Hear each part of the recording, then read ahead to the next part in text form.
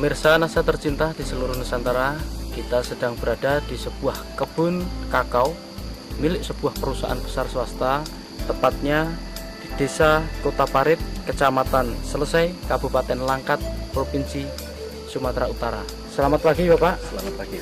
Bisa Bapak perkenalkan nama dan alamat Bapak? Nama saya Budianto, alamat di perumahan kebun ini, dan tepatnya di Desa Kota Parit, Kecamatan Selesai, Kabupaten Langkat. Berapa luasan dari kebun ini Pak? Luas ini 370 hektar. Umurnya itu variasi antara 15 sampai 20 tahun, tapi yang banyak di 20 tahunnya. Jenisnya yang dipakai adalah jenis Zirolo dan Forastero. Sudah menggunakan produk NASA? Sudah. Apa saja Pak? Yang digunakan di sini adalah NASA sama hormonik. Saya gunakan dengan spot. Untuk dosisnya? Iya, dosisnya 4 tutup per cap ditambah 1 tutup hormon. Itu Bapak gunakan berapa luasan dan berapa habisnya Pak? Yang saya gunakan kurang lebih 150 hektar. Nah, itu menggunakan 200 pasang per bulan. Kemudian untuk luasan 370 hektar ini sudah menggunakan produk NASA, itu berapa blok Pak? Saya coba sudah kurang lebih 60% dari luasan itu sudah menggunakan produk NASA. Tapi saya aplikasikan mulai bulan Januari tahun 2005. Untuk intervalnya Pak, interval pemupukan NASA yang Bapak lakukan untuk kebun ini, itu bagaimana Pak? Iya, jadi kita sesuaikan dengan tren produksi yang ada di Sumatera Utara. Itu tren produksi pada bulan Agustus sampai dengan bulan Maret, sehingga saya gunakan pas musim bunga di bulan Februari sama Maret untuk merangsang bunga di situ, dan aplikasi kedua nanti di bulan September Oktober ini untuk semester 1 tahun depannya. Selain pupuk dari NASA, Bapak masih juga menggunakan pupuk kimianya Pak ya? Masih. Biasanya itu dalam 1 tahun itu Bapak menggunakan untuk per pokok berapa Pak? Itu sesuai dengan rekomendasi. Kita memang melakukan rekomendasi tiap 2 tahun sekali. Jadi untuk urea itu 600 gram yang diaplikasikan 2 kali. SP sama KCL masing-masing 100 gram juga diaplikasikan setahun 2 kali. Kemudian kalau dilihat Pak ya, tanaman di sini jarak tanamnya berapa ini Pak? Ini memang bekas tanaman karet yang ditanami di bawahnya dengan cara nanam biji atau yang dikenal dengan seed head stick. Jadi jaraknya itu variasi, ada yang 1-2, ada yang 2-4. Dengan kerapatan pohon, kalau yang tanaman rapat gini sampai 1.500. Tapi yang untuk ukuran 24 sekarang rata-rata populasi tinggal kurang lebih 800 pohon per hektar. Kemudian dilihat dari naungan Pak, kayaknya di sini juga lumayan cukup banyak naungan. Ini kira-kira apa saja ini Pak pohon naungan di sini nih Pak? Ya, ini kita untuk naungan coklatnya yang pokok itu menggunakan Gliricidae, tapi untuk buffer untuk angin itu menggunakan mahoni.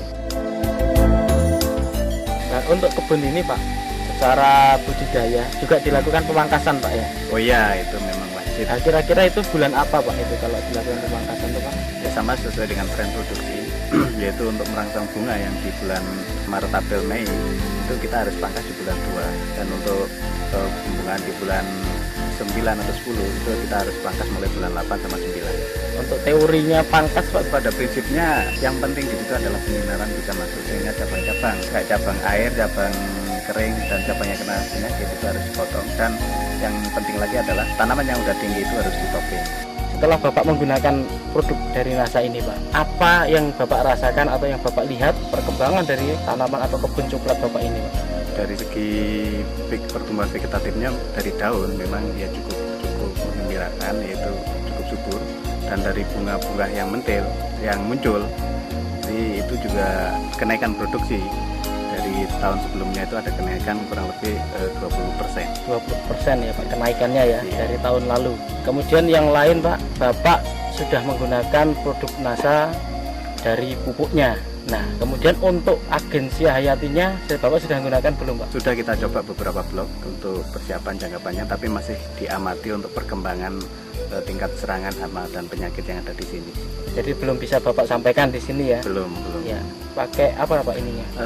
Untuk perkembangan Phytophthora jamur itu menggunakan Glio, dan untuk hama saya coba dengan menggunakan Pestona yang saya campur dengan Aero. Pada buahnya itu ada perubahan secara kualitas atau tidak, Pak? Secara kualitas memang ada ya, terutama untuk yang kena serang hama penyakit itu saat sekarang menunjukkan tanda-tanda ada penurunan, dan biasanya mecah itu kulit buah itu keras, ini agak-agak mudah.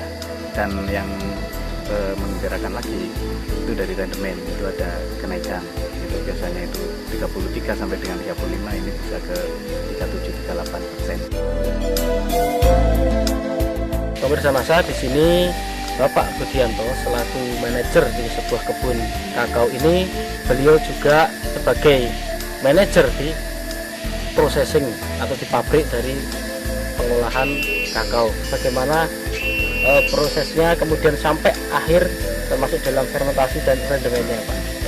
Setelah buah dipanen dari lapangan, itu siang hari atau sore hari tergantung dari siapnya panen, itu diangkut ke pabrik. Nah di sana buah kakao tadi langsung ditimbang berapa bobotnya dan langsung dimasukkan ke dalam kotak fermentasi.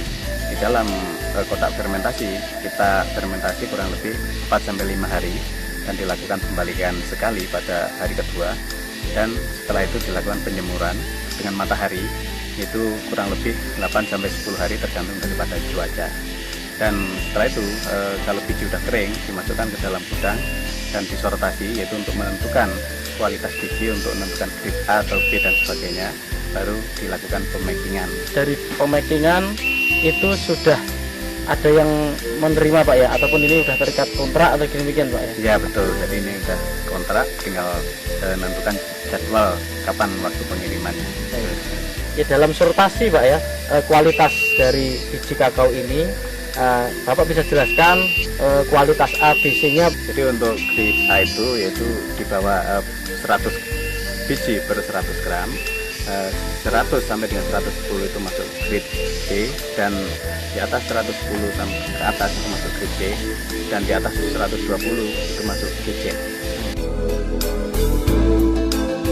Dari sini kami ingin Bapak menyampaikan pesan dan kesan untuk pemirsa Nasa di seluruh Nusantara. Jadi harapan saya untuk masyarakat di Indonesia tidak usah ragu lagi untuk menggunakan produk Nasa, karena sudah terbukti saya sendiri untuk di perkebunan ini dengan menggunakan produk Nasa ada optimalisasi produksi yang tadinya itu turun seiring dengan umur, dengan menggunakan Nasa bisa optimal lagi sesuai dengan standar, sehingga ya termasuk di kebun kami ada kenaikan kurang lebih 20%.